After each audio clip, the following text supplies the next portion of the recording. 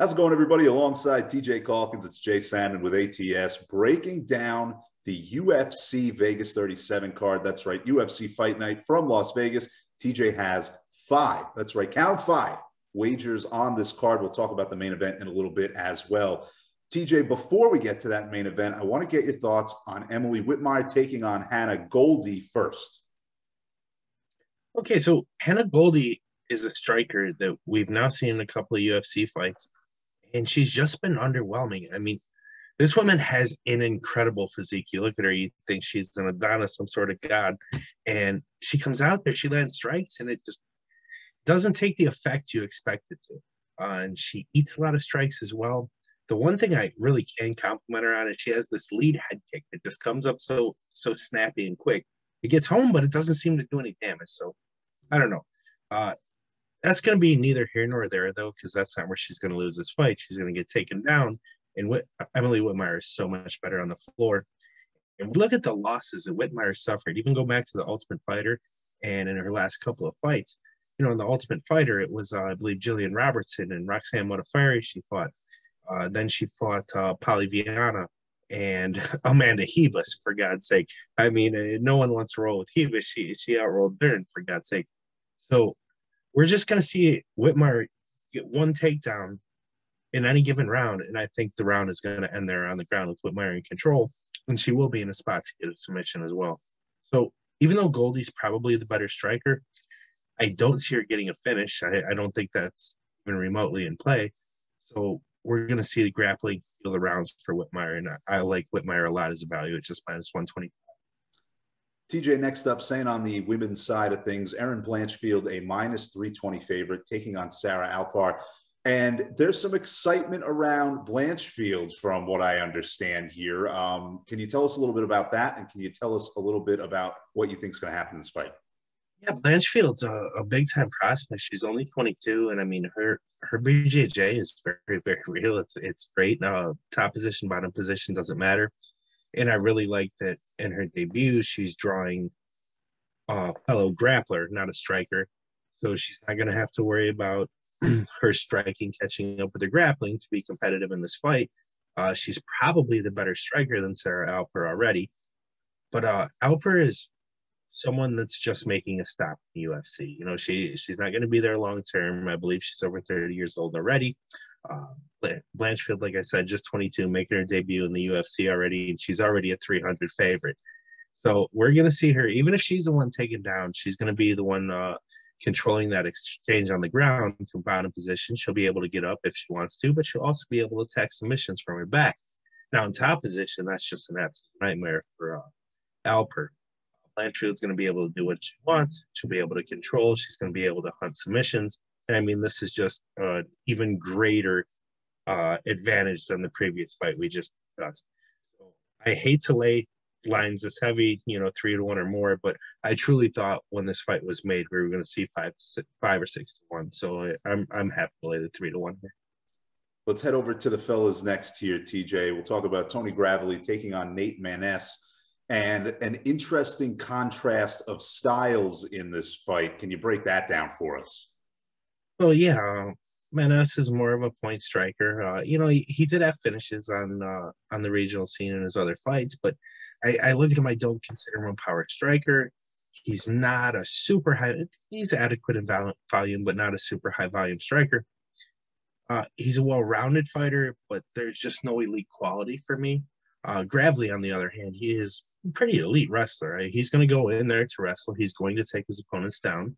And in the stand-up, I mean, he's trying to knock his opponent's heads off. He's throwing big shots. So if we see a finish on the feet, I'd be pretty shocked if it wasn't Gravely that found it. But we're going to see Gravely take Maness down. And like I said, Maness is well-rounded. He'll be able to get up probably once, twice.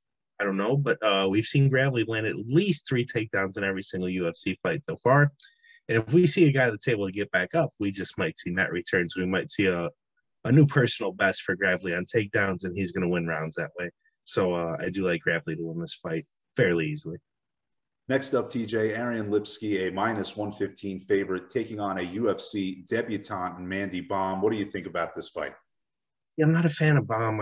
She really hasn't fought anyone, so I guess if you watch her fight, she looks better than she actually is, especially when she gets matched up, even with a lower level UFC fighter. She hasn't fought anyone close to that caliber yet in her career. She is a striker first, which actually works to Lipski's advantage because Lipski has had problems being taken down off her back.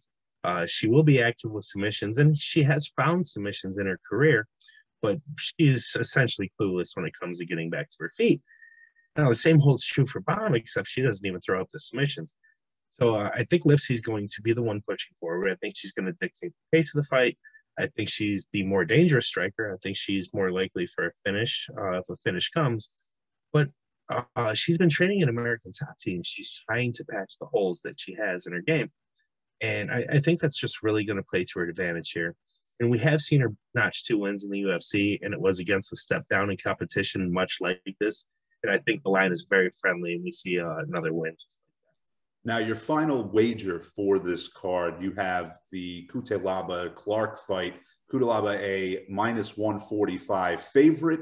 Do you think he gets it done as a favorite in this battle? Yeah, I think he gets it done and gets it done quickly. I mean, Cutleaba's no spring chicken here. We've seen him fight plenty of times. We know what he brings. I mean, his nickname is Hulk for a reason. You know, the man's got a great physique. He's super strong upper body, Greco-Roman wrestler. And he comes in there and he wants to finish a fight and does not give a single worry about draining his own gas tank. He's going out there to get a win or he's going to gas. So Devin Clark is a guy that's been finished 5 times in 5 UFC losses. And that's a big concern for him. Clark isn't a finisher himself. He's a wrestler. His striking doesn't bring any pop. There doesn't have any feel of danger, even if he's teeing off on his opponent.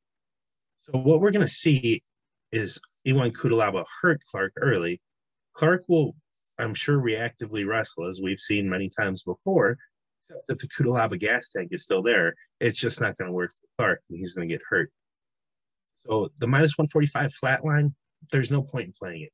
Cutleaba is going to win inside the distance, or he's going to gas, and then Clark will steal a win later, maybe win 29-28.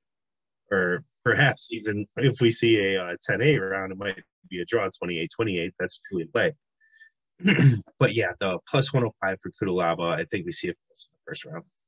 You know how somebody knows a lot about UFC like you do, TJ? When you hear the phrase, there's not a lot of danger in a sport where 2 people are in a cage trying to tear each other in half. Yeah, I mean, anything could happen, but you know, just some guys have that pop that you have to worry about knocking a guy out. Devin Clark is just not that guy, man, especially in the light heavyweight division. Now, TJ, I want to get your thoughts on the main event, Anthony Smith and Ryan Spann. What do you think about this one? I think Smith at least brings a little bit of name value for the card. Although I think the card is mostly well made, and you know, we have a ton of fights. The name recognition for a casual fan outside of Smith, it probably isn't there, you know, fully there. But this is a fun main event, and it's the first time Spann gets showcased. And Spann's a guy that, you know, I watch him. Sometimes I think he's about to be a world beater, about to move up to fight for a belt, and then other times I watch him and what happened, man? Well, what are you doing? So we just don't know what version we're going to get. But you know, if we get the version that comes out and finishes people, puts in nasty front chokes, he's won a couple of UFC fights that way. He does have power in his strikes. There are very few fighters he can't finish, if any. So Anthony Smith is among them. Could go out in the first, second round. Now Smith has better cardio. He's a better grappler, especially later in the fight. If he's able to get a takedown, get to work on top, I think Spann is in a lot of trouble. But with the line being -175 on Smith, I think it's set in a good place. I don't want to have to pick a side here, and I don't have to. But I would lean Smith. I think the line is fair. Just not going to play this fight. TJ, thank you as always for your UFC knowledge. You make me a smarter UFC viewer, and boy, could I use that. Thank you for that. Of course, for more from TJ on these fights, be sure to check out ATS.io, written previews of everything that we just talked about here. Of course, till next time, TJ Calkins and Jay Sannon saying, see you later. Good luck on your UFC action this weekend.